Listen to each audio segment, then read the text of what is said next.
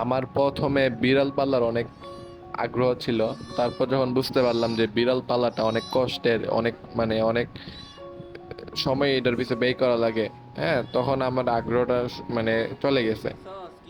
কারণ আমি এতটুকু সময় আমার কাছে নাই যে আমি একটা ইয়ার পিছনে ব্যয় করব, আবার কষ্ট করতে পারবো না। তো এখন একটা বিড়াল আপনারা দেখতে পারতেছেন, আপনারা আমার কথা শুনে বুঝতে পারবেন যে আমি বিড়ালটা কি ফালাই দিতেছি নাকি বিড়ালটা আমার নতুন কোনো বিড়াল। আসলে না, বিড়ালটা আমাদের বাসায় আসছে, বাসায় আইসা এই যে জুতার নিচে বসে আছে, মানে জুতার রেকের একবারে নিচতলায় বসে আছে। তো বিড়ালটা আমি ঘরে রাখতে পারবো না, কারণ ঘরের মানুষ এলাও করবে না, আর আমারও বিড়াল ঘরে রাখার কোনো ইচ্ছা নাই। হ্যাঁ, আমি এটা ছাদে জায়গা আছে, ছাদে রাখবো সুন্দর করে। আর বিড়ালটা মনে হয় কি ফালাই দিয়ে গেছে, বিড়ালটা অনেক নার্ভাস লাগতেছে আমার কাছে। তো ও যেহেতু আমার কাছে আসছে, আমি নিজের কাছে রাখবো, আমি ওরে ফালাই দিব না। হুম।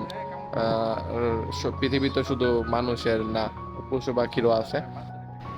হইতে পারে কেউ ফালাইয়া যাইতেও পারে, আবার হইতে পারে কারো কাছ থেকে আইসা পড়ছে। আমার জানা মতে এটা ফালাই দিয়ে গেছে, কারণ কারো বিড়াল একবারে ডাইরেক্ট আইসা পড়বে না কারো কাছ থেকে। হ্যাঁ, হইতে পারে সরাই দিছে, এই কারণে এটা এখানে আসছে। আর বিড়ালটা অনেক সুন্দর মাশাল্লাহ। এটারে মানে খিদা আছে পেটে, বুঝতে পারতেছি।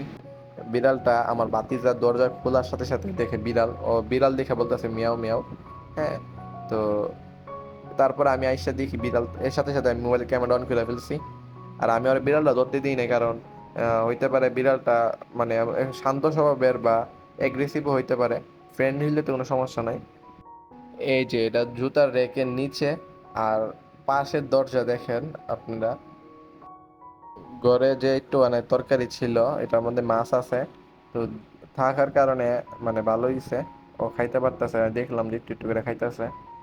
আর বিড়াল তো কোনো সময় পালি নাই, শুধু এতটুকুই জানি যে বিড়াল শুধু মাছ খায়। হ্যাঁ, মাছের কাঁটা খায়। এই কারণেই দিছি। আপনারা যারা পালেন অবশ্যই জানাবেন, মানে কিভাবে পালতে হয়, কেয়ার করতে হয়, আর পটি ট্রেন কিভাবে করাতে হয় এটাও বলবেন, সমস্যা নেই। হ্যাঁ। ওরে ছাদে নিয়ে আসছে, পরে ও একটু ভয় পাইতেছিল, কারণ ছাদে অনেক মানুষ ছিল। আর এটা জিনিস লক্ষ্য করছেন, ওর চোখগুলা কি ব্রাইট হয়েছে অন্ধকারে, দেখতে তো ভয় লাগে অনেক। বিড়ালটা আমার কাছে ধরাও দিতেছে না ভয়ে, ভাবছে আমি নিয়ে আবার ওরে ফালাই টালাই দিয়া যায়, এই কারণে অনেক কষ্ট করে এটারে দৌড়ছি, দূরে রুমের ভিতরে ঢুকাইছি। ছাদের উপর যে রুম আছে এটার ভিতরে। তো এটা মনে হয় দুই একদিন ধরে খাই না, অনেক খিদা, খাবার দেওয়ার সাথে সাথে অনেক কষ্ট খাইতেছে। হ্যাঁ।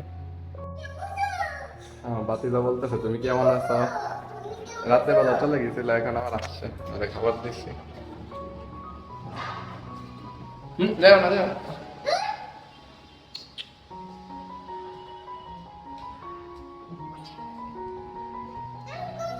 কেমন দিব, কেমন দিব, যাও না।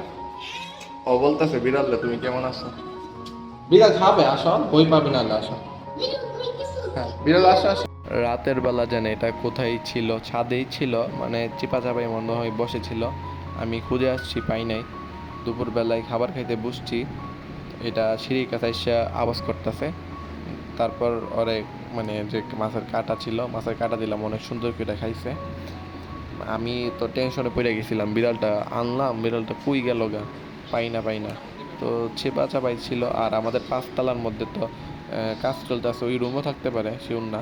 ও রাতের বেলা যে খাবার, এটা ভালো করে খাই নাই, আমি শুধু মাছটা খাইছে। আর রাতের বেলা আমার মাছ কম ছিল, ওইটা লাউয়ের তরকারি ছিল, তো লাউ মানে বিশ একটা খাই নাই, এই মাছটাই খাইছে। তো ওর খিদে ছিল পেটে, এই জন্য সকালে গিয়া খুঁজাইছি, ওরে পাই নাই।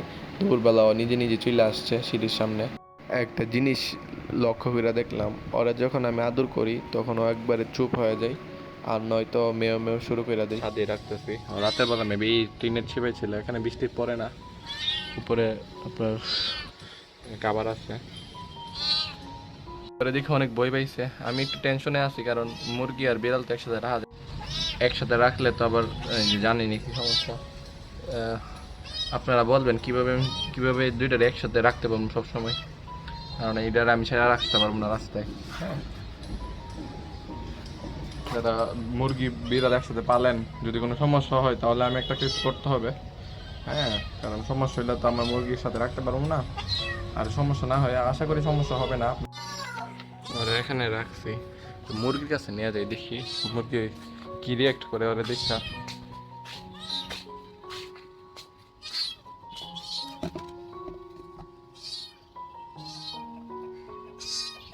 ও হো, মুরগি দেখেন কিভাবে দেখতেছে, বই পাই যাচ্ছে। আরো বেশি ভয় পাই মুরগি দেয়, দুইটা দিতেছে। আসো টাইগার আসো।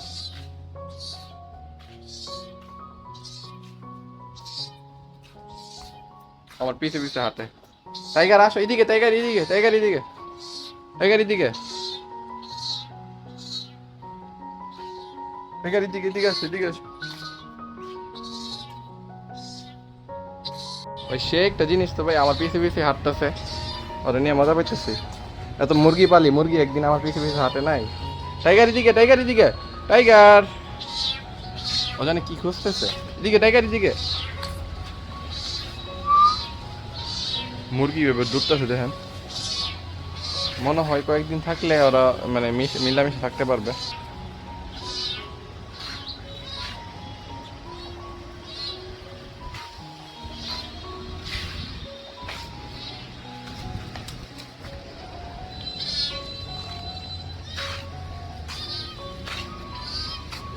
বিড়ালটার বয়স মনে হয় 1 মাস হবে। আর বিড়ালটা ছোট বাচ্চা, এটা এখনো ম্যাচিউর হয় নাই। তো এটা শুধু মেও মেও করতেছে। আর এটারে আমি মানে খাবারও ভালো খাবার দিতে পারতেছি না, আমি খাবার খাওয়াবো এটাকে। তো মানে গড় এখন রান্না হয় নাই, মাছ সিদ্ধ করে খাওয়াবো। আর বিড়ালটা আমার সাথে থাকতে অনেক পছন্দ করে। আমি যেদিকে যাই, এদিকে দেখেন বিড়ুর মধ্যে আমি যেদিকে যাইতেছি এদিকে আসতেছে। আর ও আমার শরীরের সাথে লাইগা থাকতে অনেক পছন্দ করে। হ্যাঁ, তো বিড়ালটা আপনার মানে মিনি, আসো আসো টাইগার, আসো টাইগার, আসো টাইগার, আসো। আরে সুন্দর, ও আমার পিছে একবারে সাজতেছেন। আসো টাইগার, আসো।